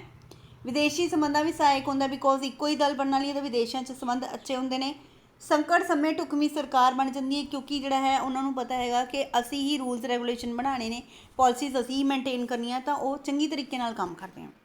ਦੋਸ਼ ਵੀ ਹੈਗੇ ਨੇ। ਦੋਸ਼ ਦਾ ਕੀ ਹੈ ਕਿ ਅਲੋਕਤੰਤਰੀ। ਹੁਣ ਦੇਖੋ, ਲੋਕਾਂ ਦਾ ਓਪੀਨੀਅਨ ਨਹੀਂ ਜਾਣਿਆ ਜਾਂਦਾ, ਲੋਕਾਂ ਦੀ ਸਰਕਾਰ ਨਹੀਂ ਬਣਾਈ ਜਾਂਦੀ, ਸਿਰਫ ਇਹ ਹੈ ਕਿ ਇੱਕੋ ਹੀ ਪਾਰਟੀ ਚਲਾ ਰਹੀ ਹੈ, ਚਾਹੇ ਲੋਕਾਂ ਨੂੰ ਉਸਦੀ ਜਿਹੜੀ ਹੈਗੀ ਉਸ ਦਾ ਓਪੀਨੀਅਨ ਪਸੰਦ ਨਾ ਆਵੇ, ਲੇਕਿਨ ਲੋਕਾਂ ਨੂੰ ਟੋਲਰੇਟ ਕਰਨਾ ਪਏਗਾ। ਬਦਲਣੀ ਸਰਕਾਰ ਸੰਭਵ ਨਹੀਂ ਹੁੰਦੀ, ਕਿਉਂਕਿ ਇੱਕੋ ਹੀ ਪਾਰਟੀ ਹੈ, ਇੱਕੋ ਹੀ ਦਲ ਹੈ, ਉਸੇ ਨੂੰ ਹੀ ਵੋਟਾਂ ਪਾਉਣ ਦੀ ਕਹਾਣੀ ਹੈ ਹੀ ਨਹੀਂ ਹੈ ਕਿ ਉਸੇ ਨੇ ਹੀ ਰਾਜ ਕਰਨਾ। ਤਾਂ ਇਹਦੇ ਨਾਲ ਕੀ ਹੁੰਦਾ ਹੈਗਾ ਕਿ ਲੋਕ ਆਪਣਾ ਓਪੀਨੀਅਨ ਜੇ ਚਾਹੁੰਦੇ ਨੇ ਤਾਂ ਉਹ ਨਹੀਂ ਦੇ ਸਕਦੇ। ਰਾਜਨੀਤਿਕ ਸਿੱਖਿਆ ਦੀ ਕਮੀ, ਕਿਉਂਕਿ ਇਹਦੇ ਵਿੱਚ ਕੀ ਹੁੰਦਾ ਹੈਗਾ, ਬੱਚਿਆਂ ਨੂੰ ਵੀ ਅਗਰ ਉਹ ਪੋਲੀਟਿਕਸ ਪੜ੍ਹਦੇ ਨੇ ਤਾਂ ਉਹਨਾਂ ਨੂੰ ਪਤਾ ਕਿ ਇਹੀ ਦਲ ਪ੍ਰਣਾਲੀ ਹੈ, ਕੁਝ ਜ਼ਿਆਦਾ ਉਹਨਾਂ ਨੂੰ ਨੌਲੇਜ ਪੋਲੀਟੀਕਲ ਤੋਂ ਨਹੀਂ ਮਿਲਦੀ। ਨਿਰੰਕੁਸ਼ ਸ਼ਾਸਨ, ਠੀਕ ਹੈ, ਸੋ ਨਿਰੰਕੁਸ਼ ਸ਼ਾਸਨ ਨਹੀਂ ਹੁੰਦਾ ਹੈਗਾ। ਗੈਰ ਜ਼ਿੰਮੇਵਾਰ ਸ਼ਾਸਨ ਹੁੰਦਾ ਹੈਗਾ, ਕਿਉਂਕਿ ਉਹ ਜ਼ਿੰਮੇਵਾਰੀਆਂ ਪੂਰੀ ਪ੍ਰੋਪਰ ਤਰੀਕੇ ਨਾਲ, ਕਿਉਂਕਿ ਉਹਨਾਂ ਨੂੰ ਪਤਾ ਹੈ ਕਿ ਚਾਹੇ ਅਸੀਂ ਜੋ ਮਰਜ਼ੀ ਆਪਣੀ ਅਨੁਸ਼ਾਸਨ 'ਚ ਰਹੀਏ ਚਾਹੇ ਨਾ ਰਹੀਏ, ਤਾਂ ਅਸੀਂ ਜ਼ਿੰਮੇਵਾਰੀ ਵੀ ਨਹੀਂ ਲਵਾਂਗੇ ਤਾਂ ਵੀ ਜਿਹੜਾ ਹੈਗਾ ਕੋਈ ਕੁਝ ਜਿਹੜੀ ਸਾਡੇ ਸਾਹਮਣੇ ਉਂਗਲੀ ਨਹੀਂ ਚੱਕ ਸਕਦਾ। ਚੋਣਾਂ ਸਿਰਫ ਦਿਖਾਵਾ ਹੀ ਹੈ, ਕਿਉਂਕਿ ਜਿੱਤਣਾ ਤਾਂ ਇੱਕੋ ਹੀ ਪਾਰਟੀ ਨੇ, ਇੱਕੋ ਹੀ ਪਾਰਟੀ ਹੈ, ਤਾਂ ਓਬਵੀਅਸਲੀ ਉਸੇ ਨੂੰ ਹੀ ਵੋਟਾਂ ਜਾਣੀਆਂ, ਤਾਂ ਸਿਰਫ ਔਰ ਸਿਰਫ ਜਿਹੜੀਆਂ ਵੋਟਿੰਗ ਸਿਸਟਮ ਹੈ ਉਹ ਦਿਖਾਵੇ ਲਈ ਯੂਜ਼ ਹੁੰਦੀ ਹੈ। ਤਾਂ ਇਹ ਦਲ ਪ੍ਰਣਾਲੀ ਨਹੀਂ ਹੋਣੀ ਚਾਹੀਦੀ। ਘੱਟੋ ਘੱਟ ਦੋ ਤੋਂ ਜ਼ਿਆਦਾ ਜਿਹੜੀਆਂ ਪਾਰਟੀਆਂ ਹੋਣੀਆਂ ਚਾਹੀਦੀਆਂ, ਲੋਕਾਂ ਨੂੰ ਚੋਇਸ ਵੀ ਮਿਲਣੀ ਚਾਹੀਦੀ ਹੈ। ਦੋ ਦਲੀ ਪ੍ਰਣਾਲੀ, ਜਿੱਥੇ ਦੋ ਦਲ ਹੋਣ, ਪੋਜ਼ੀਟਿਵ ਰਿਸਪੌਂਸ ਆਉਂਦਾ, ਜਿਵੇਂ ਅਮਰੀਕਾ ਅਤੇ ਅਮਰੀਕਾ ਦੇ ਵਿੱਚ ਦੋ ਪਾਰਟੀ ਨੇ, ਰਿਪਬਲਿਕਨ ਅਤੇ ਡੈਮੋਕ੍ਰੇਟਿਕ। ਦੋ ਦਲੀ ਪ੍ਰਣਾਲੀ 'ਚ ਇੱਕ ਦਲ ਸਰਕਾਰ ਬਣਾਉਂਦਾ ਅਤੇ ਦੂਜਾ ਦਲ ਕੀ ਹੁੰਦਾ, ਵਿਰੋਧੀ ਦਲ ਦੀ ਭੂਮਿਕਾ ਨਿਭਾਉਂਦਾ। ਸਿਰਫ ਦੋ ਦਲ ਹੁੰਦੇ ਨੇ। ਦੋ ਦਲੀ ਪ੍ਰਣਾਲੀ ਦੇ ਗੁਣ ਕੀ ਹੁੰਦੇ ਨੇ? ਹੁਣ ਦੇਖੋ, ਦੋ ਦਲੀ ਪ੍ਰਣਾਲੀ ਹੈ, ਇਹਦੇ ਵਿੱਚ ਕੀ ਹੁੰਦਾ, ਜ਼ਿੰਮੇਵਾਰੀ ਨਿਸ਼ਚਿਤ ਕਰਨੀ ਸੌਖੀ ਰਹਿੰਦੀ ਹੈ, ਕਿਉਂਕਿ ਜਿਹੜਾ ਦਲ ਜਿੱਤੇਗਾ ਉਹ ਆਪਣੀ ਜ਼ਿੰਮੇਵਾਰੀ ਪੂਰੀ ਨਿਭਾਏਗਾ, ਨਹੀਂ ਤਾਂ ਉਹ ਅਗਲੀ ਵਾਰ ਉਸਨੂੰ ਜਿਹੜਾ ਹੈਗਾ ਹਰਾ ਦਿੱਤਾ ਜਾਏਗਾ, ਹੈ ਨਾ। ਸੋ ਇਹ ਪ੍ਰੋਬਲਮਸ ਹੁੰਦੀਆਂ ਨੇ, ਤਾਂ ਆਪਣਾ ਕੰਮ ਜਿਹੜੇ ਹੈਗੇ ਨੇ ਉਹ ਠੀਕ ਤਰੀਕੇ ਦੇ ਨਾਲ ਕਰਦੇ ਨੇ। ਦੂਜੀ ਇਹ ਗੱਲ ਹੈਗੀ ਕਿ ਸੰਸਦੀ ਪ੍ਰਣਾਲੀ ਲਈ ਲਾਭਦਾਇਕ ਹੁੰਦਾ ਹੈ। ਹੁਣ ਦੋ ਦਲ ਨੇ ਤਾਂ ਓਬਵੀਅਸ ਜੀ ਗੱਲ ਹੈਗੀ ਹੈ ਕਿ ਉਹ ਵਧੀਆ ਤਰੀਕੇ ਨਾਲ ਆਪਣਾ ਕੰਮ ਕਰਨਗੇ। ਜੇ ਇੱਕ ਜਿੱਤਿਆ ਹੈਗਾ ਤਾਂ ਦੂਜਾ ਜਿਹੜਾ ਹੈਗਾ ਉਸਦਾ ਓਪੋਜ਼ ਕਰੇਗਾ ਕਿ ਤੈਨੇ ਆਹ ਕੰਮ ਕਿਉਂ ਨਹੀਂ ਕਰਿਆ, ਆਹ ਕੰਮ ਕਿਉਂ ਨਹੀਂ ਕਰਿਆ। ਸੋ ਇੱਦਾਂ ਜਿਹੜਾ ਹੈਗਾ ਇਹ ਚੀਜ਼ ਚੱਲਦੀ ਹੈ। ਸਰਕਾਰ ਬਣਾਉਣਾ ਆਸਾਨ ਹੈ ਕਿਉਂਕਿ ਜਿਹੜਾ ਜਿੱਤੇਗਾ ਉਹੀ ਸਰਕਾਰ ਬਣਾਏਗਾ। ਮਜ਼ਬੂਤ ਅਤੇ ਜ਼ਿੰਮੇਵਾਰ ਵਿਰੋਧੀ ਦਲ, ਕਿਉਂਕਿ ਵਿਰੋਧੀ ਦਲ ਆਪਣੀ ਪੂਰੀ ਭੂਮਿਕਾ ਨਿਭਾਏਗਾ, ਕਿਉਂਕਿ ਅਗਰ ਦੂਜੀ ਪਾਰਟੀ ਜਿੱਤੀ ਹੋਈ ਕੰਮ ਨਹੀਂ ਕਰਦੀ ਤਾਂ ਉਸ ਨੂੰ ਬਾਰ-ਬਾਰ ਰਿਮਾਈਂਡ ਕਰਾਏਗਾ ਕਿ ਤੈਨੇ ਆਹ ਕੰਮ ਨਹੀਂ ਕੀਤੇ। ਸੋ ਇਹ ਚੀਜ਼ ਵੀ ਚੱਲਦੀ ਹੈ। ਯੋਗ ਸ਼ਾਸਨ ਪ੍ਰਬੰਧ, ਵਧੀਆ ਤਰੀਕੇ ਨਾਲ ਉਹ ਸ਼ਾਸਨ ਕਰਨਗੇ ਜਿਹੜੇ ਜਿੱਤੇ ਨੇ, ਅਤੇ ਵਿਰੋਧੀ ਦਲ ਵੀ ਵਧੀਆ ਜਿਹੜਾ ਹੈਗਾ ਰਿਸਪੌਂਸ ਕਰਨਗੇ ਕਿ ਹਾਂ ਇਹ ਕੰਮ ਹੋ ਰਿਹਾ ਜਾਂ ਨਹੀਂ ਹੋ ਰਿਹਾ। ਦੋ ਦਲੀ ਪ੍ਰਣਾਲੀ ਦੇ ਔਗੁਣ ਕੀ ਨੇ ਕਿ ਦੇਸ਼ ਦੋ ਹਿੱਸਿਆਂ 'ਚ ਵੰਡਿਆ ਗਿਆ। ਠੀਕ ਹੈ, ਦੇਸ਼ ਵਿੱਚ ਸਿਰਫ ਦੋ ਵਿਚਾਰਧਾਰਾਵਾਂ ਦੇ ਲੋਕ ਹੀ ਨਹੀਂ ਰਹਿੰਦੇ, ਹੋਰ ਵੀ ਵਿਚਾਰਧਾਰਾਵਾਂ ਹੁੰਦੀਆਂ ਨੇ, ਮਲਟੀ ਵਿਚਾਰਧਾਰਾਵਾਂ ਹੁੰਦੀਆਂ ਨੇ। ਵੋਟਰਾਂ ਦੀ ਪਸੰਦ ਸਿਰਫ ਦੋ ਤੱਕ ਸੀਮਿਤ ਹੋ ਜਾਂਦੀ ਹੈ। ਉੱਪਰ ਵਾਲੇ 'ਚ ਦੇਖਿਆ ਸੀ ਆਪਾਂ ਇੱਕ ਦਲੀ 'ਚ ਕਿ ਕੋਈ ਚੋਇਸ ਹੀ ਨਹੀਂ ਹੈ, ਲੇਕਿਨ ਇੱਥੇ ਕੀ ਹੈ, ਚੋਇਸ ਸਿਰਫ ਦੋ 'ਚ ਸੀਮਿਤ ਹੋ ਗਈ। ਮੰਤਰੀ ਮੰਡਲ ਤਾਨਾਸ਼ਾਹ ਹੋ ਸਕਦਾ ਬਿਕੋਜ਼ ਸਿਰਫ ਦੋ ਪਾਰਟੀਆਂ ਨੇ, ਤਾਂ ਓਬਵੀਅਸਲੀ ਜਿਹੜੀ ਜਿੱਤੀ ਹੋਈ ਪਾਰਟੀ ਹੈ ਤਾਨਾਸ਼ਾਹ ਹੋ ਸਕਦੀ ਹੈ। ਵਿਧਾਨ ਮੰਡਲ ਦੀ ਕਮਜ਼ੋਰ ਸਥਿਤੀ ਹੁੰਦੀ ਹੈ ਕਿਉਂਕਿ ਸਿਰਫ ਔਰ ਸਿਰਫ ਦੋ ਪਾਰਟੀਆਂ ਨੇ। ਠੀਕ ਹੈ, ਤੇ ਇੱਕ ਜਿੱਤੂਗੀ, ਇੱਕ ਅਗਲੀ ਵਾਰ ਜਿੱਤ ਜੂਗੀ। ਸੋ ਇੱਦਾਂ ਦੋ ਹੀ ਪਾਰਟੀਆਂ ਜਿਹੜੀਆਂ ਨੇ ਉਹ ਜਿੱਤਦੀਆਂ ਹਾਰਦੀਆਂ ਰਹਿੰਦੀਆਂ ਨੇ। ਸੋ ਇਸ ਕਰਕੇ ਜਿਹੜਾ ਹੈਗਾ ਇਹ ਵੀ ਡਰਾਬੈਕਸ ਇਹਦੇ ਹੈਗੇ ਨੇ ਪ੍ਰਣਾਲੀ ਦੇ। ਬਹੁਦਲੀ ਪ੍ਰਣਾਲੀ, ਹੁਣ ਬਹੁਦਲੀ ਪ੍ਰਣਾਲੀ ਜਿਵੇਂ ਕਿ ਆਪਣੇ ਭਾਰਤ 'ਚ ਹੈ, ਬਹੁਤ ਸਾਰੇ ਦਲ ਹੈ। ਜਿਨ੍ਹਾਂ ਦੇਸ਼ਾਂ ਵਿੱਚ ਬਹੁਤ ਸਾਰੇ ਦਲ ਹੁੰਦੇ ਨੇ ਅਤੇ ਕਿਸੇ ਵੀ ਦਲ ਕੋਲ ਇੰਨੀ ਸ਼ਕਤੀ ਨਹੀਂ ਹੁੰਦੀ ਕਿ ਆਪਣੇ ਪੂਰੇ ਬਹੁਮਤ ਨਾਲ ਸਰਕਾਰ ਬਣਾ ਲੇ, ਤਾਂ ਮਿਲੀ ਜੁਲੀ ਸਰਕਾਰ ਬਣਦੀ ਹੈ। ਕਈ ਦੇਸ਼ਾਂ ਦੇ ਵਿੱਚ ਬਹੁਦਲੀ ਪ੍ਰਣਾਲੀ, ਲਾਈਕ ਭਾਰਤ ਦੇ ਵਿੱਚ, ਫਰਾਂਸ ਵਿੱਚ, ਬੈਲਜੀਅਮ ਦੇ ਵਿੱਚ ਮਿਲ ਕੇ ਜਿਹੜੀ ਹੈਗੀ ਹੈ ਇਹ ਸਰਕਾਰ ਬਣਾਉਂਦੇ ਨੇ। ਤਾਂ ਦੇਸ਼ ਦੋ ਗੁੱਟਾਂ 'ਚ ਨਹੀਂ ਵੰਡਦਾ। ਇੱਕ ਤਾਂ ਇਹਦੀ ਫੀਚਰ ਇਹ ਵੀ ਹੈਗਾ ਕਿ ਗੁਣ ਜਿਹੜਾ ਹੈ, ਦੇਸ਼ ਦੋ ਗੁੱਟਾਂ 'ਚ ਨਹੀਂ ਵੰਡਦਾ। ਬਹੁਤ ਸਾਰੇ ਜਿਹੜੇ ਹੈਗੇ ਨੇ ਲੋਕ ਇਹਦੇ ਵਿੱਚ ਸ਼ਾਮਿਲ ਹੁੰਦੇ ਨੇ, ਬਹੁਤ ਸਾਰੇ ਗੁੱਟ ਬਣ ਜਾਂਦੇ ਨੇ। ਮੰਤਰੀਆਂ ਨੂੰ ਵੱਧ ਤੋਂ ਵੱਧ ਸੁਤੰਤਰਤਾ, ਤਾਂ ਮੰਤਰੀਆਂ ਨੂੰ ਵੱਧ ਤੋਂ ਵੱਧ ਸੁਤੰਤਰਤਾ ਹੁੰਦੀ ਹੈ ਕਿਉਂਕਿ ਜਿਹੜੀ ਪਾਰਟੀ ਜਿੱਤੀ ਹੈਗੀ ਹੈ ਸੋ ਉਹਦੇ ਕਾਫੀ ਸਾਰੇ ਮੰਤਰੀ ਹੁੰਦੇ ਨੇ। ਵੋਟਰਾਂ ਕੋਲੇ ਪਸੰਦ ਬਹੁਤ ਜ਼ਿਆਦਾ ਹੈ, ਆਪਣੇ ਕੋਲੇ ਚੋਇਸਿਸ ਬਹੁਤ ਜ਼ਿਆਦਾ ਹੁੰਦੀਆਂ ਨੇ ਕਿ ਆਪਾਂ ਕਿਸ ਨੂੰ ਚੋਇਸ ਕਰੀਏ। ਹੁਣ ਭਾਰਤ 'ਚ ਦੇਖੋ ਕਿੰਨੀਆਂ ਸਾਰੀਆਂ ਪਾਰਟੀਜ਼ ਨੇ, ਤਾਂ ਮੈਨੂੰ ਦੱਸਿਓ ਟੋਟਲ ਕਿੰਨੀਆਂ ਪਾਰਟੀਜ਼ ਨੇ ਆਪਣੇ, ਛੋਟੀਆਂ ਵੱਡੀਆਂ। ਠੀਕ ਹੈ, ਇੱਕ ਤਾਂ ਕਾਫੀ ਸਾਰੇ ਰੀਜਨਲ ਤੌਰ 'ਤੇ ਟੋਟਲ ਨਹੀਂ ਕਿੰਨੀਆਂ ਨੇ। ਉਸ ਤੋਂ ਬਾਅਦ 'ਚ ਗੱਲ ਕਰਦੇ ਹਾਂ ਕਿ ਸਾਰਿਆਂ ਦੇ ਵਿਚਾਰਾਂ ਨੂੰ ਅਹਿਮੀਅਤ ਦਿੱਤੀ ਜਾਂਦੀ ਹੈ। ਮੰਤਰੀ ਮੰਡਲ ਤਾਨਾਸ਼ਾਹ ਕਦੇ ਵੀ ਨਹੀਂ ਹੋ ਸਕਦਾ ਬਿਕੋਜ਼ ਓਪੋਜ਼ਡ ਗਰੁੱਪ ਬਹੁਤ ਜ਼ਿਆਦਾ ਹੁੰਦੇ ਨੇ, ਵਿਰੋਧੀ ਦਲ ਬਹੁਤ ਸਾਰੇ ਹੁੰਦੇ ਨੇ, ਤਾਂ ਮਨਮਰਜ਼ੀ ਨਹੀਂ ਆਪਣੀ ਕਰ ਸਕਦੇ। ਹੁਣ ਉਹਨਾਂ ਨੂੰ ਪਤਾ ਹੁੰਦਾ, ਹੁਣ ਦੇਖੋ ਮੋਦੀ ਜੀ ਹੈਗੇ ਆ, ਤਾਂ ਮੋਦੀ ਜੀ ਪਿੱਛੇ ਵੀ ਜਿੱਤੇ ਸੀਗੇ। ਠੀਕ ਹੈ, ਸੋ ਉਹ ਆਪਣੀ ਸਰਕਾਰ ਦੀ ਮਨਮਾਨੀ ਜਿਹੜੀ ਹੈ ਨਹੀਂ ਕਰ ਸਕਦੇ ਬਿਕੋਜ਼ ਦੇਖੋ ਤੁਸੀਂ ਦਿੱਲੀ ਦੇ ਵਿੱਚ ਕੇਜਰੀਵਾਲ ਹੈ, ਹੋਰ ਜਗ੍ਹਾ 'ਤੇ ਕਿਤੇ ਕੋਈ ਹੈ, ਕਿਤੇ ਲਾਲੂ ਹੈ, ਹੈ ਨਾ। ਸੋ ਇੱਦਾਂ ਸਾਰੀਆਂ ਪਾਰਟੀਜ਼ ਨੇ ਜਿਹੜੀਆਂ ਚੱਲ ਰਹੀਆਂ ਨੇ, ਤਾਂ ਇੱਦਾਂ ਜਿਹੜੇ ਹੈਗੇ ਮਿਕਸ ਹੋ ਗਿਆ। ਤਾਂ ਮਿਕਸ ਦੇ ਨਾਲ ਕੀ ਹੁੰਦਾ ਕਿ ਕੋਈ ਦੂਜੀ ਦਲ ਦੀ ਪਾਰਟੀ ਜਿਹੜੀ ਹੈਗੀ ਹੈ, ਕੋਈ ਵੀ ਜਿਹੜੀ ਹੈਗੀ ਮਨਮਾਨੀ ਨਹੀਂ ਕਰ ਸਕਦੇ। ਸੋ ਬਹੁਦਲੀ ਪ੍ਰਣਾਲੀ ਦੇ ਦੋਸ਼ ਕੀ ਨੇ? ਦੋਸ਼ ਇਹ ਨੇ ਕਿ ਸਰਕਾਰ ਕਮਜ਼ੋਰ ਹੁੰਦੀ ਹੈ ਕਿਉਂਕਿ ਸਾਰੀਆਂ ਪਾਰਟੀਆਂ ਮਿਕਸ ਹੋ ਰਹੀਆਂ ਨੇ। ਰਾਜਨੀਤਿਕ ਭ੍ਰਿਸ਼ਟਾਚਾਰ ਫੈਲਦਾ ਹੈਗਾ, ਸਾਰੇ ਆਪਣੀ ਆਪਣੀ ਮਨਮਾਨੀ ਕਰ ਰਹੇ ਨੇ। ਸਰਕਾਰ ਅਸਥਿਰ ਰਹਿੰਦੀ ਹੈ। ਮਜ਼ਬੂਤ ਵਿਰੋਧੀ ਦਲ ਦੀ ਕਮੀ ਹੁੰਦੀ ਕਿਉਂਕਿ ਕਿਤੇ ਨਾ ਕਿਤੇ ਕੋਈ ਨਾ ਕੋਈ ਸੀਟ ਤੋਂ ਜਿੱਤਿਆ ਹੋਇਆ ਹੁੰਦਾ, ਅਤੇ ਵਿਰੋਧੀ ਦਲ ਜਿਹੜੇ ਹੁੰਦੇ ਨੇ ਕਿਤੇ ਨਾ ਕਿਤੇ ਜਿੱਤੇ ਹੁੰਦੇ ਨੇ, ਕਿਤੇ ਨਾ ਕਿਤੇ ਹਾਰੇ ਹੁੰਦੇ ਨੇ। ਸੰਸਦੀ ਸਰਕਾਰ ਲਈ ਠੀਕ ਨਹੀਂ ਹੈਗਾ ਕਿਉਂਕਿ ਚੋਇਸਿਸ ਬਹੁਤ ਜ਼ਿਆਦਾ ਹੁੰਦੀਆਂ ਨੇ, ਬਹੁਤ ਹੀ ਜ਼ਿਆਦਾ। ਸਾਰੀਆਂ ਪਾਰਟੀਆਂ ਦੇ ਤਕਰੀਬਨ ਜਿਹੜੇ ਹੁੰਦੇ ਨੇ ਜਿੱਤੇ ਹੋਏ ਉਮੀਦਵਾਰ ਸੀਟ ਦੇ ਉੱਤੇ ਹੁੰਦੇ ਨੇ। ਹੁਣ ਆਪਾਂ ਮੰਤਰੀ ਮੰਡਲ ਦੇਖੋ ਤਾਂ ਕਿੰਨੀਆਂ ਸਾਰੀਆਂ ਪਾਰਟੀਜ਼ ਨੇ, ਹੈ ਨਾ। ਲੋਕ ਸਭਾ ਦੇ ਵਿੱਚ ਦੇਖ ਲਓ ਤੁਸੀਂ। ਸੋ ਵਿਰੋਧੀ ਦਲ ਦੀ ਕੀ ਭੂਮਿਕਾ ਹੁੰਦੀ ਹੈ, ਤਾਂ ਇਹ ਕਵਰ ਕਰਾਂਗੇ ਕਿ ਲੋਕਤੰਤਰੀ ਦੇਸ਼ਾਂ ਵਿੱਚ ਰਾਜਨੀਤਿਕ ਦਲ ਦੀ ਬਹੁਤ ਮਹੱਤਤਾ ਹੁੰਦੀ ਹੈ। ਜਿਨ੍ਹਾਂ ਨੂੰ ਬਹੁਮਤ ਪ੍ਰਾਪਤ ਹੋ ਗਿਆ ਉਹ ਸਰਕਾਰ ਬਣਾ ਰਿਹਾ ਹੈ, ਸਰਕਾਰ ਜਿੱਤ ਜਾਂਦੀ ਹੈ, ਉਹ ਤਾਂ ਜਿੱਤੀ ਹੋਈ ਪਾਰਟੀ ਹੋ ਗਈ ਜਿਹੜੀ ਸਰਕਾਰ ਚਲਾਏਗੀ। ਲੇਕਿਨ ਬਾਕੀ ਸਾਰੇ ਦਲ ਕੀ ਹੋ ਗਏ? ਵਿਰੋਧੀ ਦਲ। ਤਾਂ ਵਿਰੋਧੀ ਦਲ ਦੀ ਬਹੁਤ ਮਹੱਤਵਪੂਰਨ ਅਹਿਮੀਅਤ ਹੈਗੀ ਹੈ ਕਿਉਂਕਿ ਭਾਰਤ ਦੇ ਵਿੱਚ ਤਾਂ ਵਿਰੋਧੀ ਦਲ ਜਿਹੜੇ ਨੇ ਕੈਬਨਿਟ ਮੰਤਰੀਆਂ ਦਾ ਇਹਨਾਂ ਨੂੰ ਦਰਜਾ ਦਿੱਤਾ ਜਾਂਦਾ ਹੈ। ਦੋਨਾਂ ਸਦਨਾਂ ਵਿੱਚ ਵਿਰੋਧੀ ਦਲ ਨੂੰ ਕਾਨੂੰਨੀ ਮਾਨਤਾ ਦਿੱਤੀ ਜਾਂਦੀ ਹੈ। ਇੰਗਲੈਂਡ ਦੇ ਵਿੱਚ ਸਮਰਾਟ ਦਾ ਵਫਾਦਾਰ ਵੀ ਵਿਰੋਧੀ ਦਲ ਨੂੰ ਕਿਹਾ ਜਾਂਦਾ ਹੈ। ਕੀ ਕੰਮ ਕਰਦੇ ਨੇ? ਸਰਕਾਰ ਦੀ ਕੜੀ ਆਲੋਚਨਾ ਕਰਦੇ ਨੇ ਕਿ ਇਹ ਕੰਮ ਹੋਇਆ, ਇਹ ਕੰਮ ਨਹੀਂ ਹੋਇਆ, ਇਹ ਕੰਮ ਕਿਉਂ ਨਹੀਂ ਕੀਤਾ ਗਿਆ। ਠੀਕ ਹੈ, ਰੀਜ਼ਨਸ ਮੰਗਦੇ ਨੇ। ਲੋਕਾਂ ਨੂੰ ਰਾਜਨੀਤਿਕ ਸਿੱਖਿਆ ਪ੍ਰਦਾਨ ਕਰਦੇ ਨੇ ਕਿ ਇਹ ਪਾਰਟੀ ਨੇ ਆਹ ਨਹੀਂ ਕੀਤਾ, ਆਹ ਨਹੀਂ ਕੀਤਾ, ਤਾਂ ਸਾਨੂੰ ਉਹਦੇ ਡਰਾਬੈਕਸ ਵੀ ਪਤਾ ਲੱਗਦਾ। ਜਿਹੜੀ ਜਿੱਤੀ ਹੋਈ ਪਾਰਟੀ ਹੈ ਤਾਂ ਅਸੀਂ ਅਵੇਅਰ ਹੋ ਜਾਂਦੇ ਕਿ ਇਹ ਪਾਰਟੀ ਨੇ ਇਹ ਕੰਮ ਕੀਤੇ ਨੇ, ਇਹ ਕੰਮ ਨਹੀਂ ਕੀਤੇ। ਠੀਕ ਹੈ, ਇਸ ਪਾਰਟੀ ਨੇ ਆਹ ਕੰਮ ਕੀਤੇ, ਨਹੀਂ ਕੀਤੇ। ਤਾਂ ਹੁਣ ਅਸੀਂ ਕਿਸ ਨੂੰ ਵੋਟ ਦੇਣਾ ਹੈਗਾ ਕਿ ਆਪਾਂ ਨੇ ਬਹੁਤ ਸੋਚ ਵਿਚਾਰ ਕੇ ਆਪ ਪਾਰਟੀ ਇੱਥੇ ਪੰਜਾਬ 'ਚ ਲੈ ਕੇ ਆਈ ਹੈ। ਇਸ ਕਰਕੇ ਲੈ ਕੇ ਆਏ ਤਾਂ ਕਿ ਜਿਹੜਾ ਹੈਗਾ ਦਿੱਲੀ 'ਚ ਜੋ ਫੈਸਿਲਿਟੀਜ਼ ਹੈ ਉਹ ਪੰਜਾਬ 'ਚ ਵੀ ਹੁਣ ਕਾਫੀ ਹੱਦ ਤੱਕ ਤਾਂ ਬੈਟਰ ਹੋ ਗਿਆ ਹੈ ਨਾ। ਤਾਂ ਰਾਜਨੀਤਿਕ ਸਿੱਖਿਆ ਹੀ ਸਾਨੂੰ ਮਿਲ ਰਹੀ ਸੀ, ਆਲੇ ਦੁਆਲੇ ਤੋਂ ਸੁਣ ਸੁਣਾ ਕੇ ਦਿੱਲੀ ਵੱਲ ਦੇਖਦੇ ਹੁੰਦੇ ਸੀ ਕਿ ਇੰਨਾ ਕੁਝ ਹੋ ਰਿਹਾ, ਤਾਂ ਅਸੀਂ ਜਿਹੜਾ ਹੈਗਾ ਪੰਜਾਬ ਦੇ ਵਿੱਚ ਵੀ ਇਹ ਕੁਝ ਕਰਨ ਦੀ ਕੋਸ਼ਿਸ਼ ਕੀਤੀ ਹੈ। ਲੋਕਾਂ ਦੀਆਂ ਸ਼ਿਕਾਇਤਾਂ ਦੂਰ ਕਰਦੇ ਨੇ ਵਿਰੋਧੀ ਦਲ, ਬਿਕੋਜ਼ ਇਹ ਕੀ ਕਰਦੇ ਨੇ, ਰਿਮਾਈਂਡ ਕਰਾਉਂਦੇ ਰਹਿੰਦੇ ਨੇ ਜਿਹੜੀ ਜਿੱਤੀ ਹੋਈ ਪਾਰਟੀ ਹੈ। ਲੋਕ ਮਤ ਦੇ ਵਿੱਚ ਸਹਾਇਤਾ ਕਰਦੇ ਨੇ, ਪਬਲਿਕ ਓਪੀਨੀਅਨ ਬਣਾਉਣ, ਸਾਨੂੰ ਪਤਾ ਲੱਗਦਾ ਕਿ ਕਿਹੜੀ ਪਾਰਟੀ ਕੰਮ ਕਰ ਰਹੀ ਹੈ, ਕਿਹੜੀ ਪਾਰਟੀ ਕੰਮ ਨਹੀਂ ਕਰ ਰਹੀ। ਸਰਕਾਰ ਨੂੰ ਸੁਝਾਅ ਦਿੰਦੇ ਹੈ ਵਿਰੋਧੀ ਦਲ, ਸਰਕਾਰ ਦੀ ਨਿਰੰਕੁਸ਼ਤਾ 'ਤੇ ਰੋਕ ਲਗਾ ਦਿੰਦੇ ਆ, ਉਹ ਆਪਣੇ ਤਾਨਾਸ਼ਾਹੀ ਨਹੀਂ ਬਣ ਸਕਦੀ ਸਰਕਾਰ ਜਿਹੜੀ ਜਿੱਤੀ ਹੈ। ਰਾਜਨੀਤਿਕ ਦਲ ਦੀਆਂ ਕਿਸਮਾਂ ਆਪਾਂ ਨੇ ਪਿੱਛੇ ਵੀ ਪੜ੍ਹਿਆ ਹੈਗਾ, ਤਾਂ ਰਾਜਨੀਤਿਕ ਦਲ ਦੀਆਂ ਹੋਰ ਵੀ ਕਿਸਮਾਂ ਹੁੰਦੀਆਂ। ਰੂੜੀਵਾਦੀ ਦਲ ਜਿਹੜੇ ਪੁਰਾਣੇ ਹੀ ਰਾਜਨੀਤਿਕ ਵਿਚਾਰ, ਸਮਾਜਿਕ ਵਿਚਾਰ, ਆਰਥਿਕ ਵਿਚਾਰ ਲੈ ਕੇ ਚੱਲਦੇ ਨੇ, ਨਵੇਂ ਜਿਹੜੇ ਹੈਗੇ ਨੇ ਬਦਲਣੇ ਨਹੀਂ ਚਾਹੁੰਦੇ, ਤਾਂ ਇੰਗਲੈਂਡ ਵਿੱਚ ਰੂੜੀਵਾਦੀ ਦਲ ਹੈ। ਉਦਾਰਵਾਦੀ ਜਿਹੜੇ ਹੁੰਦੇ ਨੇ ਸੋਸ਼ਲ ਵੈਲਫੇਅਰ ਦੇਖਦੇ ਨੇ, ਮਨੁੱਖੀ ਅਧਿਕਾਰ ਨੂੰ ਦੇਖਦੇ ਨੇ, ਉਹ ਉਦਾਰਵਾਦੀ ਦਲ ਹੁੰਦੇ ਨੇ। ਪ੍ਰਤੀਕਿਰਿਆਵਾਦੀ ਦਲ ਹੁੰਦੇ ਨੇ ਜਿਹੜੇ ਰੂੜੀਵਾਦੀ ਦਲਾਂ 'ਚ ਕੋਈ ਵਿਸ਼ੇਸ਼ ਅੰਤਰ ਨਹੀਂ ਹੁੰਦਾ ਇਹਨਾਂ ਦਲਾਂ ਦੇ ਵਿੱਚ ਤੇ ਰੂੜੀਵਾਦੀ ਦੇ ਵਿੱਚ, ਪਰ ਇਹ ਥੋੜ੍ਹਾ ਬਹੁਤਾ ਚੇਂਜ ਕਰ ਲੈਂਦੇ ਨੇ। ਕ੍ਰਾਂਤੀਕਾਰੀ ਜਿਹੜੇ ਕ੍ਰਾਂਤੀ ਪਰਿਵਰਤਨ ਲੈ ਕੇ ਆਉਂਦੇ ਨੇ। ਖੱਬੇ ਪੱਖੀ ਜਿਹੜੇ ਹੁੰਦੇ ਨੇ ਮਾਰਕਸਵਾਦੀ ਵਿਚਾਰਧਾਰਾ ਤੋਂ ਪ੍ਰਭਾਵਿਤ ਨੇ, ਇਹ ਪੂੰਜੀਵਾਦ ਦੇ ਵਿਰੁੱਧ ਹੁੰਦੇ ਨੇ, ਸਮਾਜਵਾਦ ਦੇ ਸਮਰਥਕ ਨੇ ਖੱਬੇ ਪਾਸੇ ਵਾਲੇ। ਸੱਜੇ ਪੱਖ ਵਾਲੇ ਨੇ ਇਹ ਪੂੰਜੀਵਾਦ ਦੇ ਸਮਰਥਕ ਨੇ, ਇਹ ਸਮਾਜਵਾਦ ਦੇ, ਇਹ ਪੂੰਜੀਵਾਦ ਦੇ। ਠੀਕ ਹੈ, ਸੋ ਇਹ ਇਹਨਾਂ ਦਾ ਅੰਤਰ ਹੈ। ਕਈ ਵਾਰ ਸ਼ਾਰਟ ਕੁਐਸਚਨ 'ਚ ਪੁੱਛਿਆ ਜਾ ਸਕਦਾ ਹੈ। ਹੁਣ ਜੇ ਆਪਾਂ ਗੱਲ ਕਰੀਏ ਤਾਂ ਆਪਣੇ ਕਿਹੜੇ ਰਾਜਨੀਤਿਕ ਦਲ ਨੇ। 1984 ਦੇ ਵਿੱਚ ਬਹੁਜਨ ਸਮਾਜ ਪਾਰਟੀ, ਐਲੀਫੈਂਟ ਉਹਦਾ ਚਿੰਨ੍ਹ ਹੈ। 1980 ਦੇ ਵਿੱਚ ਕਮਲ ਦੇ ਫੁੱਲ ਵਾਲਾ ਕੌਣ ਸੀਗਾ, ਭਾਰਤੀ ਜਨਤਾ ਪਾਰਟੀ। 1925 ਦੇ ਵਿੱਚ ਜਿਹੜਾ ਸੀ ਕਮਿਊਨਿਸਟ ਪਾਰਟੀ ਆਫ ਇੰਡੀਆ, ਇਹਨਾਂ ਦਾ ਜਿਹੜਾ ਹੈਗਾ ਕੌਣ ਤੇ ਸਿੱਕਲ। 1964 ਦੇ ਵਿੱਚ ਆਇਆ ਸੀਗਾ ਕਮਿਊਨਿਸਟ ਪਾਰਟੀ ਆਫ ਇੰਡੀਆ। ਠੀਕ ਹੈ, ਉਸ ਤੋਂ ਬਾਅਦ 1885 ਦੇ ਵਿੱਚ ਇੰਡੀਅਨ ਨੈਸ਼ਨਲ ਕਾਂਗਰਸ, ਹੱਥ ਪੰਜਾ। 1999 ਦੇ ਵਿੱਚ ਘੜੀ ਨੈਸ਼ਨਲਿਸਟ ਕਾਂਗਰਸ ਪਾਰਟੀ। ਸੋ ਇਹ ਇਹਨਾਂ ਦੇ ਨੈਸ਼ਨਲ ਕਾਂਗਰਸ ਬਾਰੇ ਪੁੱਛ ਸਕਦੇ ਨੇ, ਹੈ ਨਾ। ਅਤੇ ਇੰਡੀਅਨ ਨੈਸ਼ਨਲ ਕਾਂਗਰਸ ਜਿਹੜਾ ਹੈ 1885 ਦੇ ਵਿੱਚ ਜਿਹੜੀ ਸੀਗੀ ਇਹਦੀ ਨੀਂਹ ਰੱਖੀ ਗਈ ਸੀ। ਸਵਰਾਜ ਆਜ਼ਾਦੀ ਲਹਿਰ ਦਾ ਟੀਚਾ ਜਿਹੜਾ ਸੀਗਾ ਘੋਸ਼ਿਤ ਕੀਤਾ ਗਿਆ ਸੀ, ਤਾਂ ਇਹ ਉਹ ਹਿਊਮ ਤੇ ਐਨੀ ਬੇਸੈਂਟ ਨੇ ਬੰਬੇ ਦੇ ਵਿੱਚ 1885 ਵਿੱਚ ਕਾਂਗਰਸ ਦੀ ਸਥਾਪਨਾ ਕੀਤੀ ਸੀ। 64 ਵਿੱਚ ਕੁਐਸਚਨ ਆ ਸਕਦਾ ਹੈ। ਤਾਂ ਇਹ ਸਭ ਤੋਂ ਪੁਰਾਣੀ ਪਾਰਟੀ ਹੈ, ਤਕਰੀਬਨ 1885 ਵਿੱਚ ਰੱਖੀ ਗਈ ਸੀ।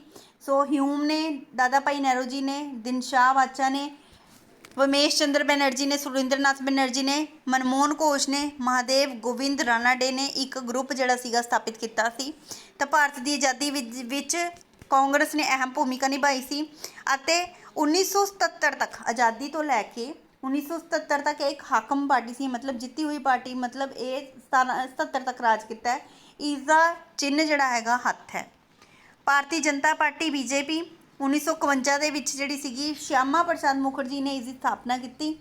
ਇਹ ਜਿਹੜਾ ਹੈ ਇਹਦੀ ਸਥਾਪਨਾ 1980 ਦੇ ਵਿੱਚ ਹੋਈ ਸੀ ਅਤੇ ਅਟਲ ਬਿਹਾਰੀ ਵਾਜਪਾਈ ਨੇ ਬਹੁਮਤ ਜਿਹੜਾ ਸੀਗਾ ਇਹਦੇ ਵਿੱਚ ਸਾਬਿਤ ਕਰਨ ਦੇ ਵਿੱਚ ਅਸਮਰਥ ਰਹੇ ਸੀਗੇ ਅਤੇ ਉਹਨਾਂ ਨੇ 13 ਦਿਨਾਂ ਬਾਅਦ ਅਸਤੀਫਾ ਦੇ ਦਿੱਤਾ ਸੀਗਾ।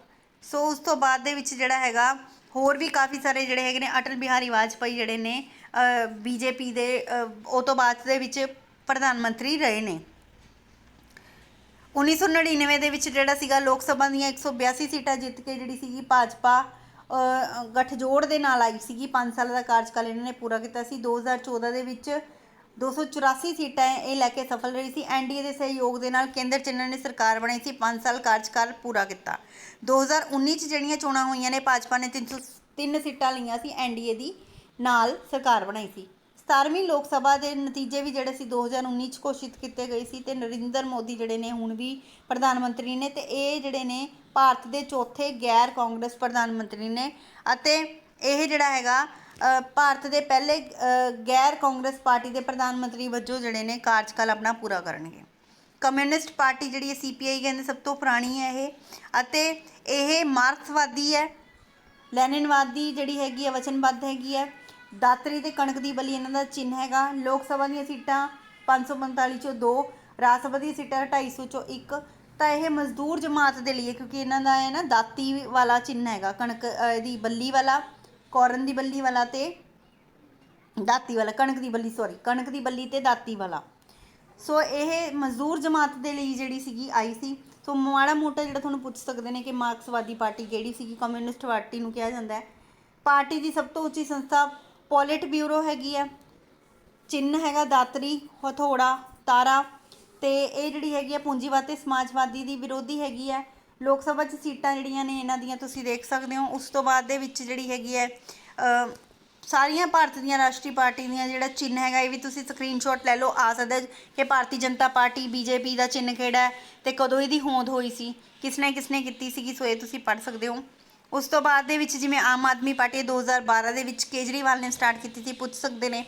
ਅਤੇ ਉਸ ਤੋਂ ਬਾਅਦ 'ਚ ਜਿੰਨੀਆਂ ਵੀ ਛੋਟੀਆਂ ਪਾਰਟੀਆਂ ਨੇ ਹੋਰ ਵੀ ਤੁਸੀਂ ਜਿਵੇਂ ਹੁਣ 1920 ਦੇ ਵਿੱਚ ਅਕਾਲੀ ਦਲ ਦੀ ਪਾਰਟੀ ਜਿਹੜੀ ਹੈਗੀ ਹੈ ਕਿਹਨੇ ਸਟਾਰਟਿੰਗ ਕੀਤੀ ਸੀ, ਸਵਰਗੀ ਪ੍ਰਕਾਸ਼ ਸਿੰਘ ਬਾਦਲ ਨੇ। ਸੋ ਇਹ ਜਿਹੜਾ ਹੈਗਾ ਤੁਸੀਂ ਯਾਦ ਕਰ ਸਕਦੇ ਹੋ। ਤਾਂ ਰਾਜਨੀਤਿਕ ਪਾਰਟੀਆਂ ਦੇ ਵਿੱਚ ਸੁਧਾਰ ਕਿੱਦਾਂ ਹੋਏ ਆ, ਕਿੱਦਾਂ ਸੁਧਾਰ ਕਰ ਸਕਦੇ ਨੇ ਇਹ, ਆਪਣੇ ਮੈਂਬਰਾਂ ਦਾ ਇੱਕ ਬਕਾਇਦਾ ਰਜਿਸਟਰ ਤਿਆਰ ਕਰ ਸਕਦੇ ਨੇ, ਰੈਗੂਲੇਸ਼ਨ ਨਿਯਮ ਬਣਾ ਸਕਦੇ ਨੇ, ਪਾਰਟੀ ਵਿੱਚ ਉੱਚ ਅਹੁਦਿਆਂ ਲਈ ਚੋਣਾਂ ਕਰਵਾਈਆਂ ਜਾਣ, ਔਰਤਾਂ ਨੂੰ ਵੱਧ ਟਿਕਟਾਂ ਦੇ ਕੇ, ਚੋਣਾਂ ਲਈ ਪਾਰਟੀਆਂ ਨੂੰ ਫੰਡ ਦੇ ਕੇ ਰਾਜਨੀਤਿਕ ਪਾਰਟੀਆਂ ਨੂੰ ਵਧੇਰੇ ਜਵਾਬਦੇਹ ਅਤੇ ਜ਼ਿੰਮੇਵਾਰ ਬਣਾ ਕੇ, ਚੋਣ ਕਮਿਸ਼ਨ ਦੁਆਰਾ ਨਿਯਮਾਂ ਦੀ ਪਾਲਣਾ ਕਰਕੇ ਜਿਹੜਾ ਹੈ ਇਹ ਆਪਣੇ ਆਪ 'ਚ ਸੁਧਾਰ ਕਰ ਸਕਦੇ ਨੇ, ਚੋਣ ਜ਼ਾਬਤੇ ਦੀ ਪਾਲਣਾ ਕਰਕੇ, ਰਾਸ਼ਟਰੀ ਹਿੱਤਾਂ ਨੂੰ ਤਰਜੀਹ ਦੇ ਕੇ, ਭ੍ਰਿਸ਼ਟ ਅਭਿਆਸਾਂ ਤੋਂ ਮਤਲਬ ਭ੍ਰਿਸ਼ਟਾਚਾਰ ਤੋਂ ਦੂਰ ਰਹਿ ਕੇ, ਲੋਕਾਂ ਵਿੱਚ ਨੈਤਿਕਤਾ ਬਣਾਈ ਰੱਖ ਕੇ, ਯੋਗ ਅਤੇ ਪ੍ਰਤਿਭਾਸ਼ਾਲੀ ਲੋਕਾਂ ਦਾ ਅੱਗੇ ਆ ਕੇ ਜਿਹੜਾ ਹੈ ਰਾਜਨੀਤਿਕ ਪਾਰਟੀਆਂ ਦਲ ਪ੍ਰਣਾਲੀ ਜਿਹੜੀ ਹੈਗੀ ਆ ਆਪਣੇ ਵਿੱਚ ਸੁਧਾਰ ਕਰ ਸਕਦੀ ਹੈ। ਸੋ ਹੋਪ ਤੁਹਾਨੂੰ ਵੀਡੀਓ ਪਸੰਦ ਆਇਆ ਹੋਵੇਗਾ। ਮਿਲਦੇ ਆਪਾਂ ਨਵੇਂ ਵੀਡੀਓ ਦੇ ਨਾਲ। ਧੰਨਵਾਦ।